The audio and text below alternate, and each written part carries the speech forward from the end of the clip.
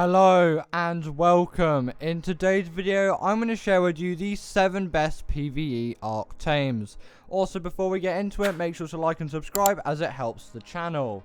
In at number 7 is the Pteranodon. Now this is really an essential beginner tame to any PvE player, as its saddle is unlocked as early as level 38, which means you can get into the air without having to go further into the game. Something like an Ogee is far superior, but its saddle was unlocked in the late 60s, and that is going to take a while, especially if you're using official settings.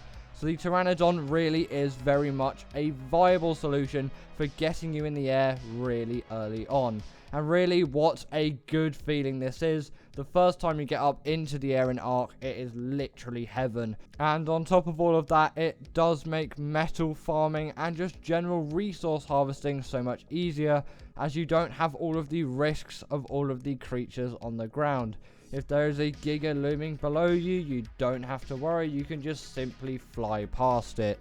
Unless you run out of stamina, of course, because then that's not going to go well for you. And that is actually one of the things which the Pteranodon does definitely struggle with. And also, its saddle is a little bit expensive for level 38. Getting that chitin and keratin can actually be a real pain. But either way, back to its stamina and also its weight. Sadly, they are not that great. If you do tame a high enough level, you should be fine, but still, these things compared to something like an Ogee are definitely lacking in this department. Obviously, you can level it up to make it a bit better, but especially an unleveled one or a low leveled one, which you probably will have considering you are quite early into the game. These things are an absolute pain sometimes for metal runs, as your character's taking up about 200 in the weight department, and it only has 300 weight, so like that, it is instantly full. So, in at number 6 is the Deodon. Now these things only really have one use for me, which is actually healing creatures, as these things do have a special healing ability. But just remember, this thing does take a hell of a lot of meat, and also you will need to level up a lot of food into this thing, as it is going to absolutely tank when this ability is being used. Also, on top of that, these things are quite an easy tame thanks to that ability as well, as these things will tank through food while taming, so these are a very quick tame. But once you have got one of these things tamed, how are you actually going to use that ability that I've talked about? When you hold down the ride button when you're near your creature, which on PC is E, you'll have access to a scroll wheel menu where you can enable passive healing. Once this is activated, this will heal any of your tamed creatures and is an insanely useful feature if you are trying to fight bosses. Definitely get a Deodon. In at number 5 is the Ogee. Now this does have a very similar use to the Deodon, as this is really a creature for fighting bosses. That is because of its 2 raw abilities. This thing has a fear roar, which will debuff the enemy creature, and it also does have a courage roar, which will buff your creatures and also debuff the enemy. But also, on top of all of that, it is a very solid carnivore as well. It has a reasonable amount of health. It's not quite as much as the Rex, but it is still a very reasonable amount. And also, on top of that, it does have quite a reasonable amount of melee damage. This thing will definitely pack a punch if you do ram it into a couple of mammoths or whatever creatures you are trying to kill. These things are also great in a PvP scenario as well, due to their fear roar. As if someone's trying to raid your base on a Pteranodon, these things can simply fear roar, and then the player has completely lost control of their Pteranodon. You may have also experienced this as well if you were trying to raid someone's base with a Pteranodon, or if you're just casually roaming through the ice biome and the Ogee lets out its fear roar. This is definitely a feature which you can put to use, which will really annoy other players and also keep you safe at the same time. Definitely at some point tame yourself a Ogee. And in at number 4 is the Ogee. Now this thing really is the king of harvesting. This thing is far superior than the Pteranodon for pretty much anything apart from speed. This thing is able to harvest metal with absolute ease, and it does also have weight reduction on metal, crystal, obsidian, and even more objects similar to that. This thing is absolutely amazing when paired with an Anki, as the Anki will automatically harvest metal when picked up by the Ogee when it is hovered over a metal node, and it is just so convenient and so quick. But the thing is, once the Anki has reached 70% of its weight, you will need to do this manually, but it doesn't really matter because this thing is going to be getting a lot of metal anyway, as Ankis do have a really good weight stat. Also, on top of that, it does have a couple of special abilities as well.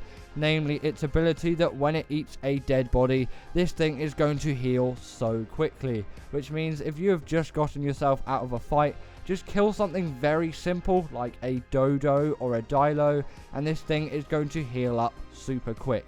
And also, on top of all of that, its saddle acts as a portable smithy. How amazing. In at number 3 is the Mantis. Now this, to be honest, is really one of my favourite Ark harvesters. This thing is really a great creature, and it can definitely be put to use in PvE. Yes, this thing does not spawn on the island, but it does spawn on Raasclark, and Raasclark is still a free map, so this thing is not behind a paywall. And in fact, none of the creatures on this list are behind a paywall, except obviously Ark itself. The Mantis really does have a special ability which no other creature has. It has the ability to wield any type of melee weapon. Swords, pikes, picks, hatchets, you name it, this thing can equip it. In this case here, I am showing you it with swords, as this is what I use for harvesting mutton on Raasclark.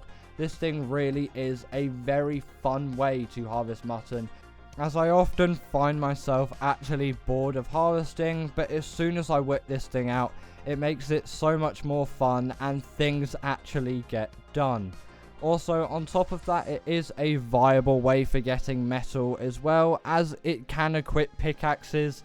And if you didn't know, pickaxes are the way to actually harvest metal from a metal node.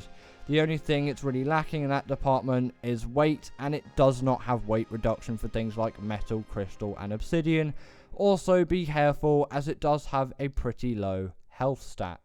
In at number 2 is the Thyler. Now this thing really is absolutely legendary. This is definitely the number 1 travel mount in Ark. Absolutely no questions asked. This thing is really insane when it comes to mobility.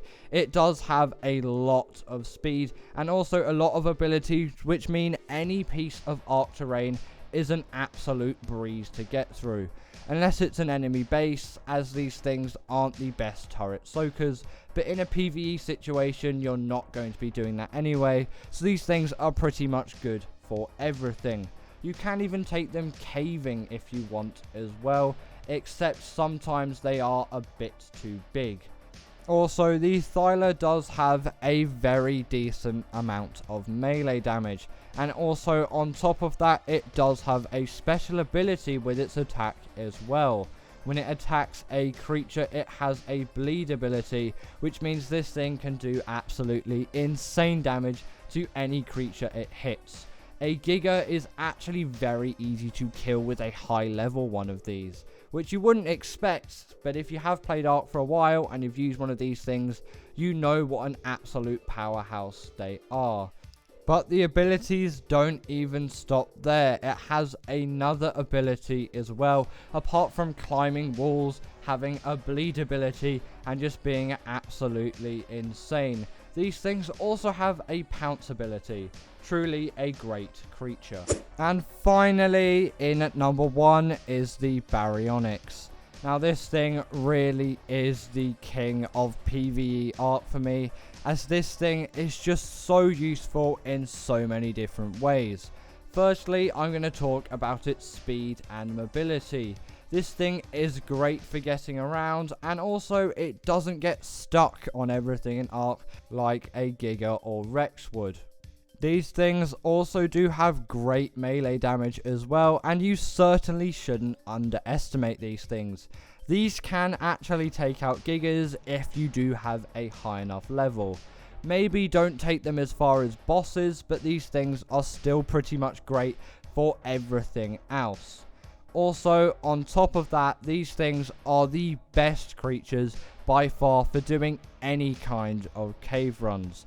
These things will pretty much fit into any cave you can find, and they will deal great amount of damage in that time, and they will get through every obstacle that you will face. Also, on top of all of that, they have a wealth of abilities to go with it as well.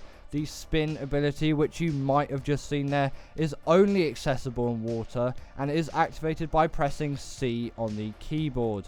This thing is really a great ability for doing the underwater caves on an island, as it is actually a stunning ability. And as you will see in a second, this thing can stun creatures up to the size of a megalodon.